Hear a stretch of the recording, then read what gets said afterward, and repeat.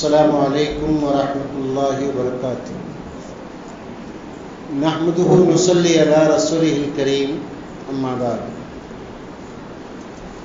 اعوذ باللہ من الشیطان الرجیم، بسم اللہ الرحمن الرحیم۔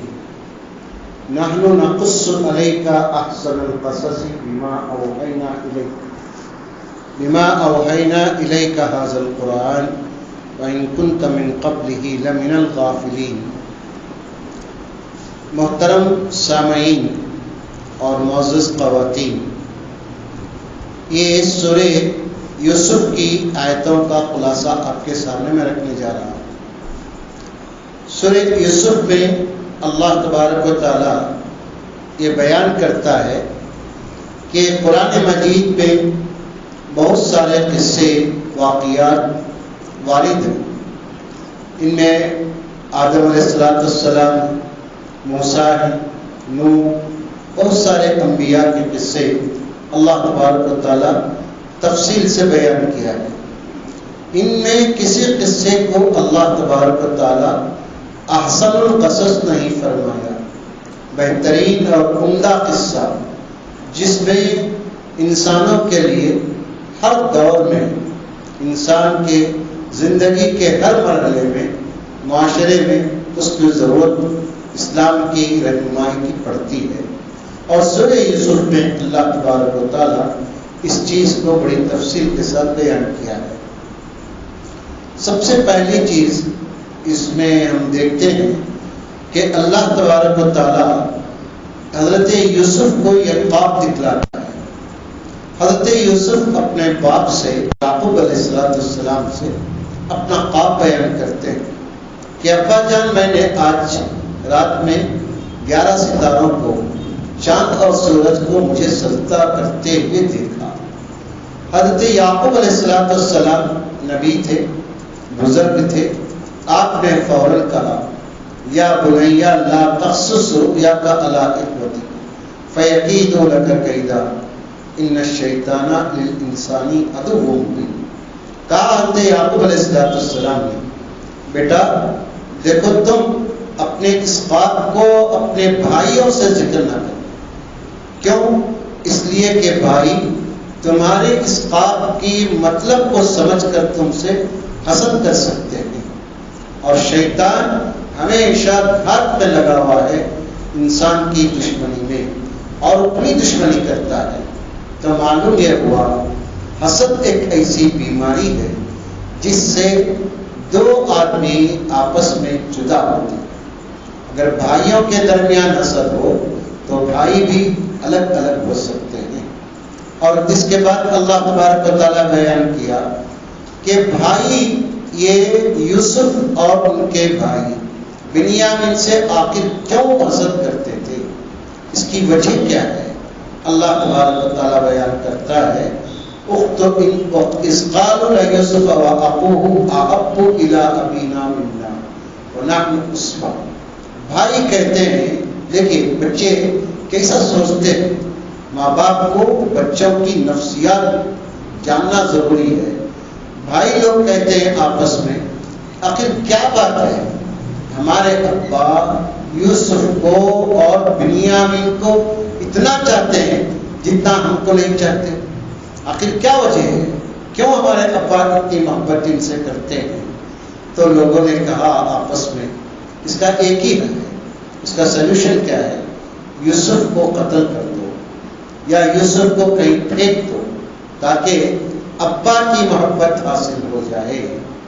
دیکھیے، ماں باپ اگر اولاد کے درمیان بیلنس کی محبت نہیں رکھتے، بیلنس نہیں کرتے، تو بھائی بہن آپس میں حسد کی بیماری میں مبتلا ہوتے ہیں۔ اس لیے اللہ کے نبی صلی اللہ علیہ وسلم فرماتے ہیں، اعدلوا بین اولادکم، لوگوں اپنی اولاد کے درمیان میں انصاف سے کام لو۔ انصاف بے حد ضروری ہے۔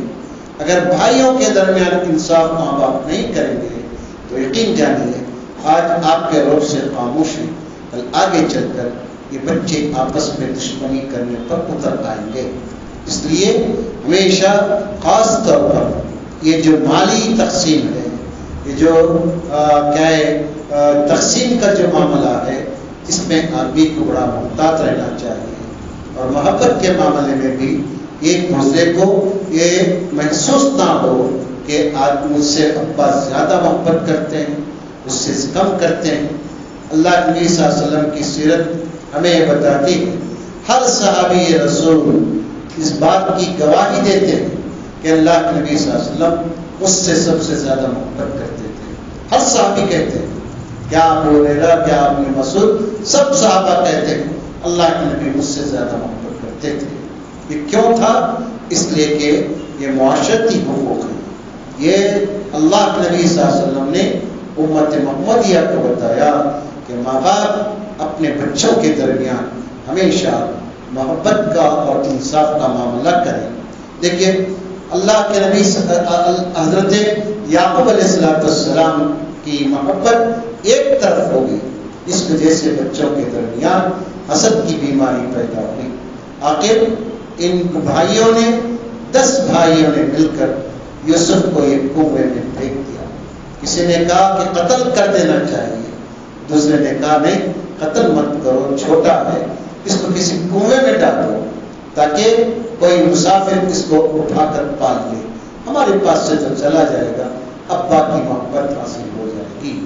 تو اولاد ماں باپ کی محبت کے محتاج ہوتے ہیں، اولاد ماں باپ کی محبت کی توجہ چاہتے ہیں، اس لیے گورا، کالا، پیلا، عیبدار یہ سب نہ دیکھیں، بلکہ اپنی اولاد سے خاص طور پر محبت جتانے کی پوری کوشش کریں۔ پھر اس کے بعد ہم یہ دیکھتے ہیں کہ یوسف علیہ السلام کنویں سے باہر آئے، پھر اس کے بعد بازار مصر میں بیچے گئے، غلام کی طرح آپ کو خریدا گیا، عزیز مصر نے اس کو خریدا۔ پھر اپنے بیوی سے عزیز مصر نے کیا کہا؟ یہ تعلیم اسلام دیتا ہے کہ اکرمی مثواہ، کہا یا عزیز مصر نے اپنی بیوی سے اس کا ٹھکانہ اچھا کرو، اچھا کھلاؤ پلاؤ، اچھی تربیت کرو۔ کیوں؟ اس لیے کہ آگے چل کر اس بچے سے ہم کو فائدہ ہو سکتا ہے، کیونکہ بچوں کے پیشانی پر لکھا رہتا ہے، تجربہ کار لوگ جان جاتے ہیں کہ بچہ آگے چل کر کیا ہونے والا ہے۔ اس لیے ہمیشہ اس بات کا خیال رکھیں کہ نوکر چاکر کے ساتھ برا سلوک نہ کریں، کیونکہ ہمارے کاروبار، ہمارے گھر کی عزتیں نوکروں کے ساتھ ہوتی ہیں۔ اگر ان کے ساتھ ہم برا سلوک کرتے ہیں تو یہ ہماری پگڑی اچھالنے پر بھی کمی ہی نہیں محسوس کرتے۔ اس لیے ہمیشہ نوکر کے ساتھ اللہ کے نبی صلی اللہ علیہ وسلم کا فرمان ہے کہ تم اپنے نوکروں کو اپنے ساتھ جیسا سلوک کرو، جو کھاتے وہ کھلاؤ، جو پہنتے وہ پہناؤ، تاکہ ان کے اندر جلن نہ ہو، آپ کی چیزوں کو دیکھ کر ان کے اندر ایک قسم کا نفرت نہ پیدا ہونے پائے۔ پھر اس کے بعد ہم دیکھتے ہیں کہ عزیز مصر کی بیوی نے حضرت یوسف کو اچھے طریقے سے پالا پوسا، لیکن بیچاری ایک جگہ پر مات کھا رہی ہے۔ حضرت یوسف علیہ السلام کو اللہ تبارک و تعالیٰ عجیب قسم کا حسن عطا کیا تھا، دنیا کی سب سے خوبصورت انسان تھے حضرت یوسف علیہ السلام۔ ویسے خوبصورتی اللہ تعالیٰ نہ عورتوں کو دیا نہ کسی کو دیا، بلکہ صرف حضرت یوسف علیہ السلام کو دیا تھا۔ حضرت یوسف کی خوبصورتی سے عورت مار کھا گئی اور اس نے یوسف کو ورغلایا برائی کرنے پر۔ تو قرآن مجید کہتا ہے کہ حضرت یوسف علیہ السلام نے صاف طور پر انکار کر کے کہا کہ معاذ اللہ انہ ربی احسن مثوایا انہ لا یفلح الظالمون۔ حضرت یوسف نے کہا کہ ہرگز میں یہ کام نہیں کر سکتا برائی کا، کیونکہ میرے رب نے، یا دو معنی ہیں، میرے آقا نے عزیز مصر نے مجھے اچھا ٹھکانہ دیا، میں اس کی خیانت نہیں کروں گا۔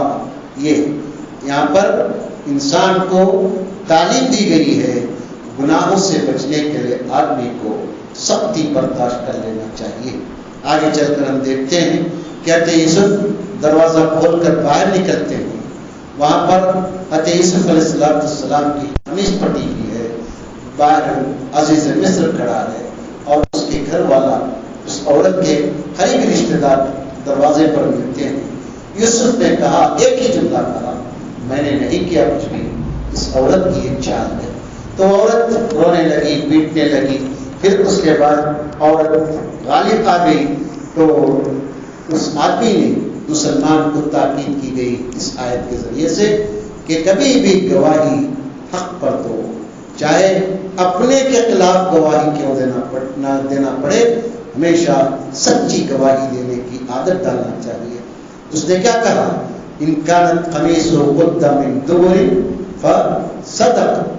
اللہ کے نبی اللہ تعالیٰ کہتا ہے کہ اگر عورت کا دعویٰ ہے کہ یوسف نے یہ کام کیا ہے تو اس کی قمیص سامنے سے پھٹی ہونی چاہیے۔ اگر وہ قمیص سامنے سے پھٹی ہے تو عورت سچی ہے، یوسف جھوٹا ہے۔ اگر اس کی قمیص یوسف کی پیچھے سے پھٹی ہوئی ہے تو عورت کی غلطی ہے، یوسف سچا ہے، عورت جھوٹی ہے۔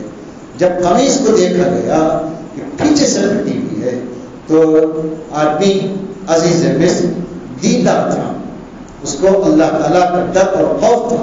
اس نے ایک ہی نصیحت کیا اپنی بیوی سے، انکی کنتی من الخاطئین، تیری غلطی ہے، تجھ سے خطا ہوئی ہے، اپنے گناہوں کی اللہ تعالیٰ سے مغفرت طلب کرو، انسان سے چوک ہو سکتی ہے۔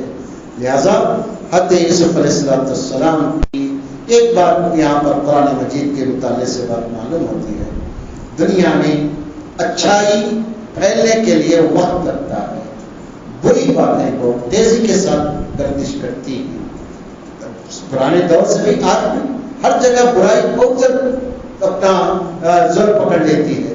تو اب مصر میں مشہور ہو گیا کہ عزیز مصر کی بیوی اپنے غلام پر گرفتار ہو گئی ہے، دنیا بھر کی باتیں ہوئی، عورتیں نے یوسف کے حسن کو دیکھا، ہر عورت اس کو راغب کرنے کی کوشش کرنے لگی۔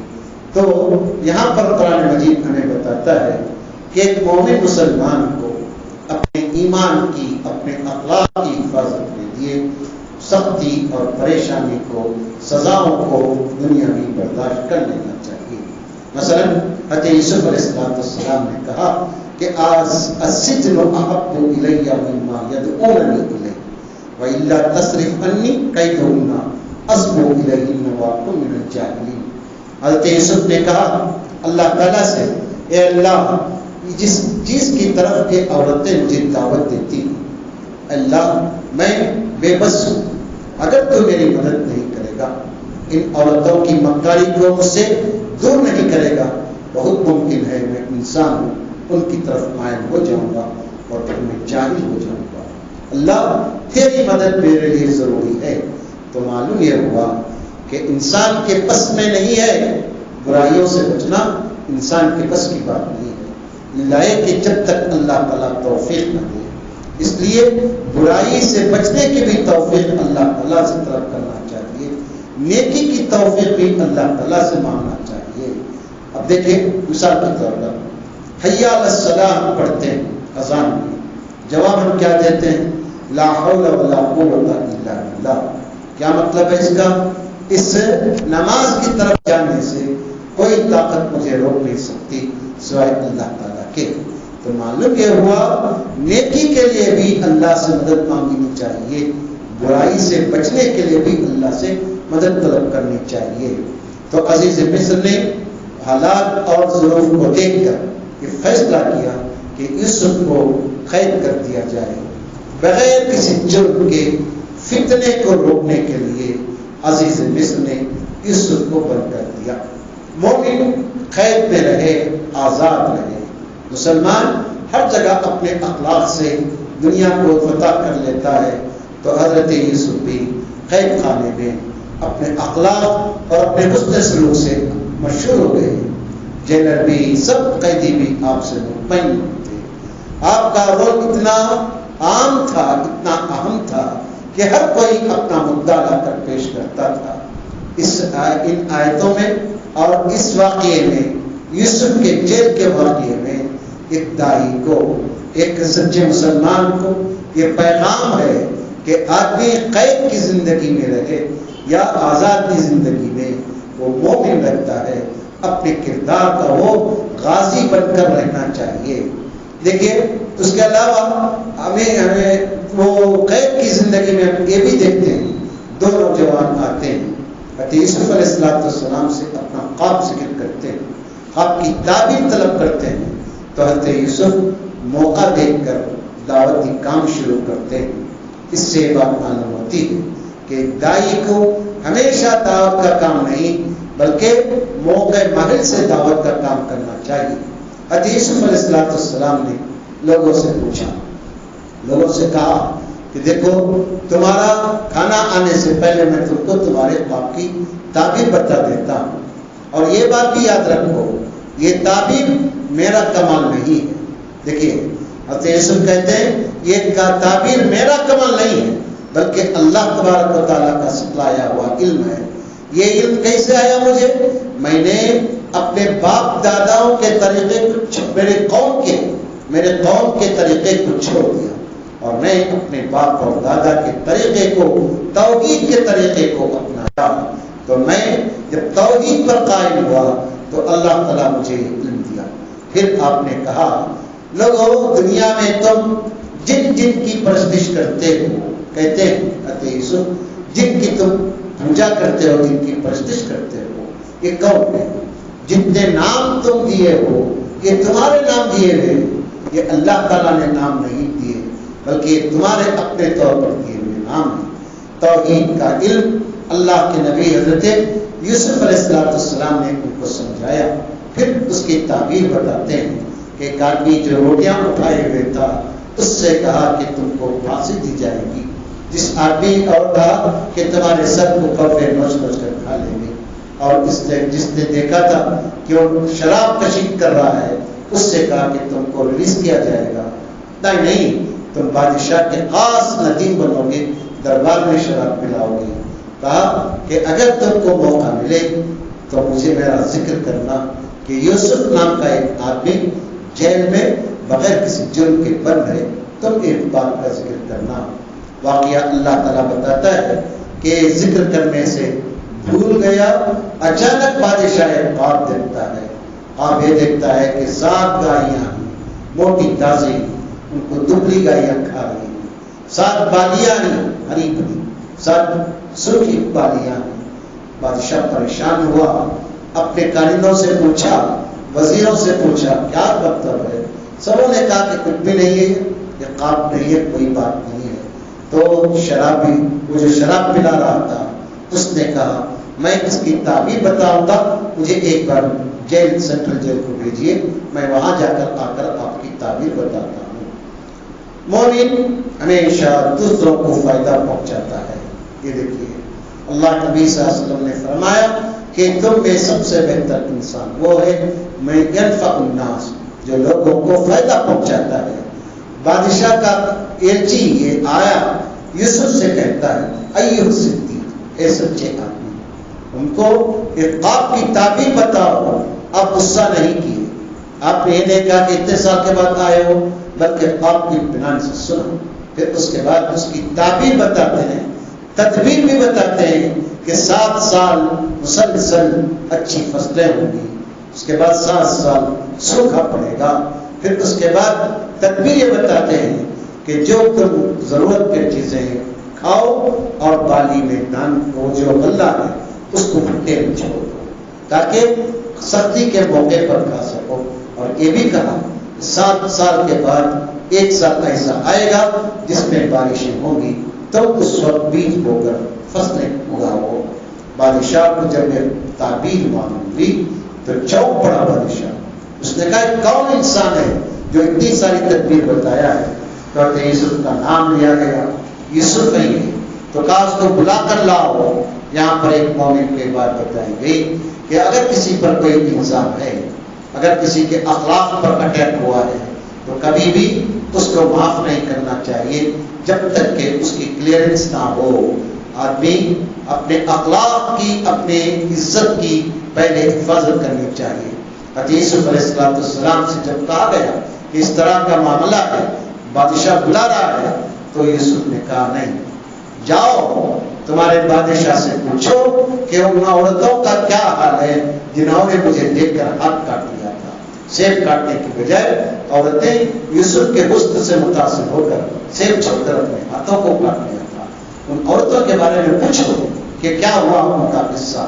پھر سیرے کی کیا کی تحقیق ہوئی، سب بیٹھے تحقیق ہوئی تو سب عورتوں نے کہا، مصر کی فرسٹ کلاس عورتوں نے کہا کہ ہم نے یوسف کو نیک اور سچا پایا، اس کے اندر کسی قسم کی خرابی ہمیں نہیں دی تھی۔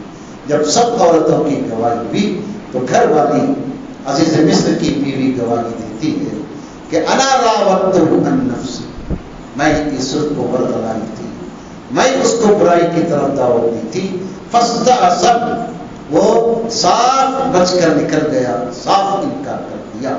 تو کہتے ہیں حضرت یوسف علیہ السلام کی پاک دامنی کی گواہی عزیز مصر کی بیوی نے دی اور کہا یہ بات میں اس لیے اعتراف کر رہی ہوں۔ کہتی ہے دیکھیے ایمان انسان کا گناہ کا اعتراف کرنا چاہیے۔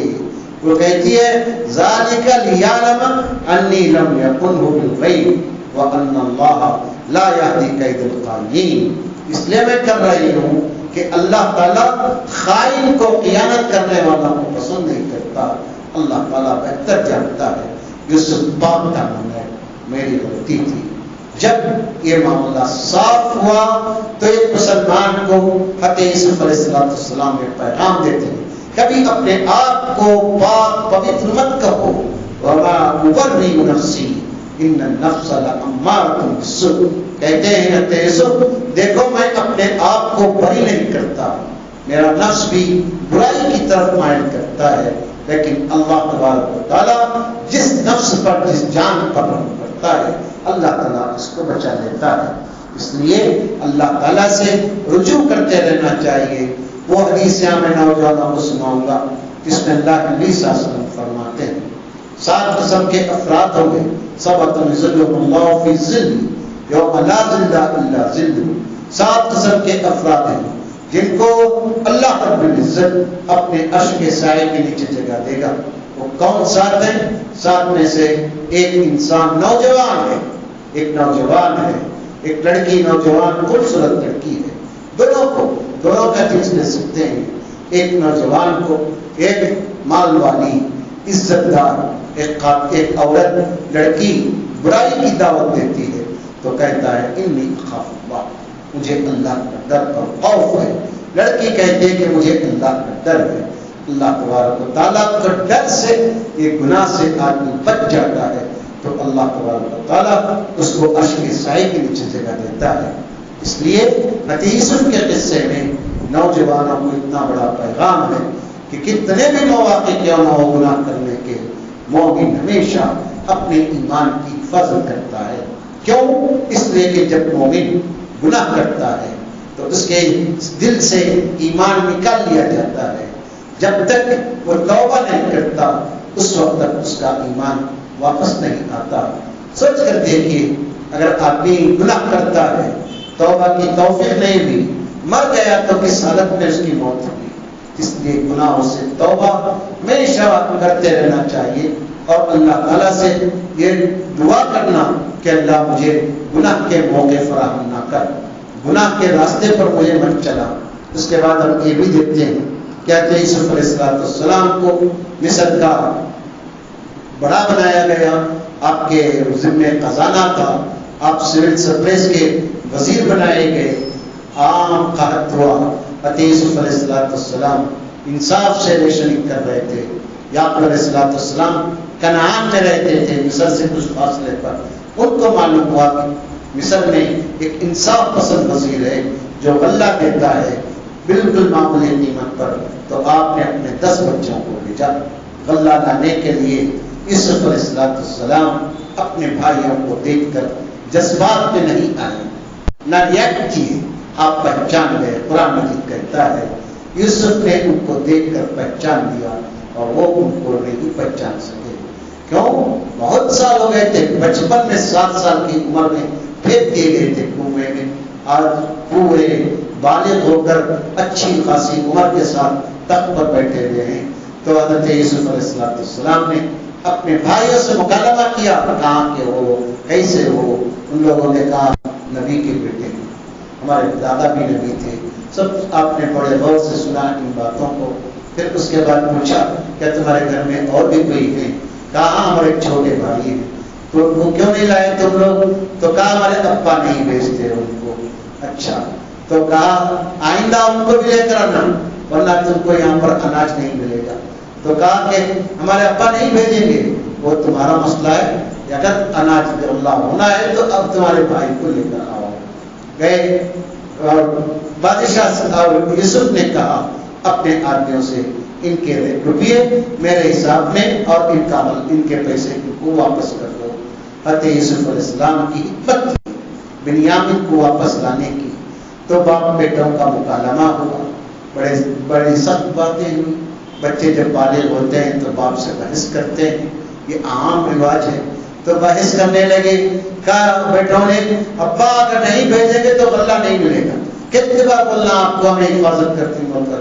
تو یعقوب نے کہا ہاں حفاظت کریں گے بھی تم لوگ، جیسے اس کے بھائی یوسف کی حفاظت کیے تھے نا ویسی حفاظت کر سکتے ہیں تم لوگ۔ تو کہا وہ پرانا زمانے کی باتیں چھوڑ دیجیے، اب بھیجیے آپ ہمارے ساتھ۔ غلہ کھول کر دیکھتے ہیں تو ان کی رقم بھی واپس کر دی گئی ہے۔ بہت منت سماجت کے بعد بچوں یہ کرتے ہیں، واپس آتے ہی بنیامین کو یوسف علیہ السلام حضرت یعقوب مجبوراً ان کے ساتھ بھیجتے ہیں اور تاکید کرتے ہیں کہ دیکھو تم اللہ کو گواہ بنا کر جا رہے ہو کہ تم اس بچے کو واپس لاؤ گے۔ بیڑیا کھایا یہ دعا یہ نہیں، واپس ضرور لے کر آنا، یہ اللہ کی قسم کھا کر جا رہے ہو۔ ہاں اگر قدرتی طور پر کچھ ہو گیا تو الگ بات ہے۔ تو گئے، قافلہ گیا، باپ جاتے ہوئے کہتا ہے، درد دیکھے باپ کو بچوں کا، کہتا ہے کہ دیکھو میرے بچوں، بادشاہ کے دربار میں مختلف دروازے ہیں، الگ الگ دروازوں سے داخل ہونا، کسی کی نظر نہ ہونے پائے۔ اللہ تعالیٰ کہتا ہے کہ تدبیر تھی یعقوب کی، اللہ تبارک و تعالیٰ علم والا ہے۔ بہرحال بنیامین کو دیکھ کر یوسف بھولے نہیں سمائے، چپکے سے بنیامین کے کان میں کہا میں تمہارا بھائی ہوں، تم ریاکٹ مت کرو، خاموش رہو۔ پھر جب جانے کی باری آئی، غلہ واپس، جب قافلہ واپس جانے لگا تو یوسف علیہ السلام بے تاب ہو گئے۔ آپ اپنے بھائی کو اپنے پاس رکھنا چاہتے تھے تو آپ نے تدبیر یہ کی کہ آپ اپنا پیالہ، قیمتی پیالہ جس میں آپ پانی پیتے تھے، وہ پیالہ بنیامین کے سامان میں رکھوا دیا۔ اور پھر یہ قافلہ جانے لگا تو قافلے والوں کو کہا گیا کہ تم لوگ چور ہو، نبی کے بیٹے تھے۔ اتنی بڑی گالی برداشت نہیں کر سکے، پلٹ کر آ کر کہنے لگے تم لوگ جانتے ہو اس سے پہلے بھی ہم آ چکے ہیں، ہم فساد نہیں کرتے، چوری کرنا فساد ہے۔ تو کہا کہ کیا ہوا تمہارا؟ کہ ہمارے بادشاہ کا پیالہ چلے گیا ہے، اگر کوئی اس کو لا کر دے گا تو ایک اونٹ غلہ، اس کو 40 من غلہ دیا جائے گا۔ کہا کہ حضرت یوسف علیہ السلام کہتے ہیں کہ تمہارے ملک میں کنعان میں کیا کرتے ہیں تم لوگ؟ اگر کسی کے سامان سے چوری کا سامان نکل جائے تم لوگ کیا سزا دیتے ہو؟ تو کہتے ہیں جس کے سامان میں جس کے پاس 100 ملتا ہے اس کو روک لیتا ہے، یہ اس کی سزا ہے۔ اچھا تو بھائی چلو چیک کرو سامان ان کا، چیک کرو سب کے سامان چیک کے آخر میں 11ویں نمبر پر بنیامین کا سامان چیک کیا گیا تو بنیامین کے سامان سے وہ پیالہ نکلا۔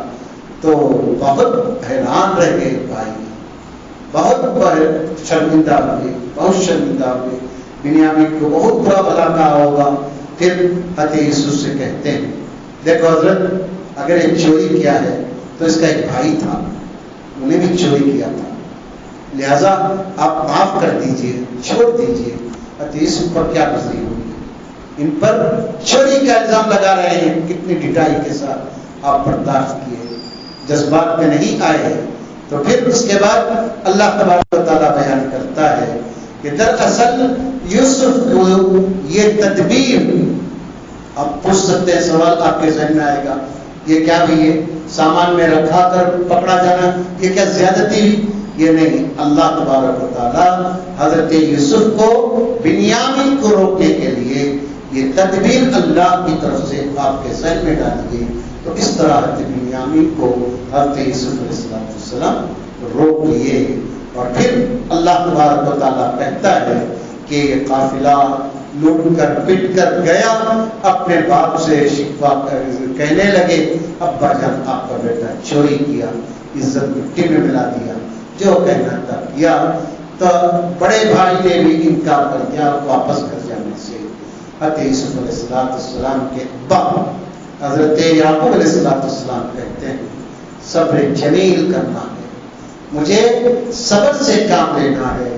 اللہ تعالیٰ کی کوئی بڑی حکمت ہے, کیونکہ اللہ ایک آدمی کو تین مصیبتوں سے نہیں آزماتا. اللہ تبارک و تعالیٰ اس کے بعد بنیامین حضرت یعقوب بچوں کو بھیجتے ہیں, تحقیق کرو, تفتیش کرو, کہاں ہے بچہ میرے. تو آ کر دیکھتے ہیں, کہتے ہیں کہ لوگوں حضرت یوسف کے پاس آ کر کہتے ہیں ہمارے پاس کچھ پیسے ہیں, فقر و فاقے میں مبتلا ہیں, اس طرح سے ہماری مدد کیجیے, صدقہ کیجیے. تو حضرت یوسف اب برداشت نہیں کر سکے. کیوں برداشت نہیں کیے؟ اس لیے کہ ان کے ابا صدقہ کھانے پر مجبور ہو گئے, یہ ایسی بات کر رہے ہیں. ان کے دل میں یہ بات آئی, نبی کے بچے ہو کر ایک بادشاہ کے سامنے اپنے تندرستی کی شکایت کرتے ہیں. نہیں, اب میں اپنے آپ کو ظاہر کروں گا. تو کہتے ہیں کیا تم کو معلوم ہے کیا تم نے یوسف کے ساتھ کیا کام کیا تھا, کیا آپ جانتے ہو؟ حیران ہے, اتنے سالوں کے بعد یوسف کا نام ایک تیسرے آدمی کی زبانی, کیونکہ جو کام ہوا تھا یوسف کو معلوم تھا اور ان کے بھائیوں کو معلوم تھا. کہتے ہیں آج تھا یوسف, معلوم ہوتا ہے کہ آپ ہی یوسف ہیں. کہا کہ انا یوسف و ھذا اخی, ہاں میں یوسف ہوں اور میرا بھائی ہے. یہ انعام کیوں ملا؟ اس لیے کہ میں نے صبر کیا تمہاری باتوں پر, تمہاری شرارتوں پر صبر کیا, پوری زندگی میری صبر کی ہے. دیکھ لیجیے, گھر سے نکل کر کنویں میں گئے, کنویں سے نکل کر بازار میں بکے, بازار سے نکل کر محل میں گئے, وہاں پر اخلاقی آزمائشیں آئیں, وہاں سے نکل کر جیل میں گئے, جیل سے نکل کر یہاں تخت پر بیٹھے, گھر دار سے دور, باپ کی محبت سے دور. اتنا صبر میں کر رہا ہوں. اس لیے اللہ تعالیٰ یہ کوڑا میں پوچھ دیا ہے اور کہا جو کوئی اللہ سے ڈرتا ہے, صبر کرتا ہے, اللہ تعالیٰ ضائع نہیں کرتا نیک لوگوں کے اجر کو. یہ اسباب ہیں. اللہ تبارک و تعالیٰ مجھے آپ کو قرآن سمجھنے کی, قرآن کے مضامین کو تازہ ذہن میں رکھنے کی اور اس پر عمل کرنے کی توفیق اور سعادت نصیب فرما. مولا جو صاحب اولاد ہیں ان کو اپنی اولاد کے درمیان محبت اور انصاف کرنے کی توفیق دے. جو لاولد ہیں ان کو اولاد نصیب فرما. مولا بچوں کو علم کے لیے ان کی سینے کھول دے, بچوں کی کمائی میں برکت دے, بیماریوں سے حفاظت فرما, آنے والی مصیبتوں سے تو ہی ہمیں حفاظت کر سکتا ہے. ہماری حفاظت فرما, معرومین کی بخشش فرما, جب تک دنیا میں عزت اور آبرو سے رکھ, جب موت دے تو کلمۃ طیبہ پر ہم کو موت نصیب فرما. آمین. اقول قولی ھذا استغفر اللہ لی ولکم ولسائر المسلمین فاستغفروہ انہ هو الغفور الرحیم. آمین یا ذا الجلال والاکرام.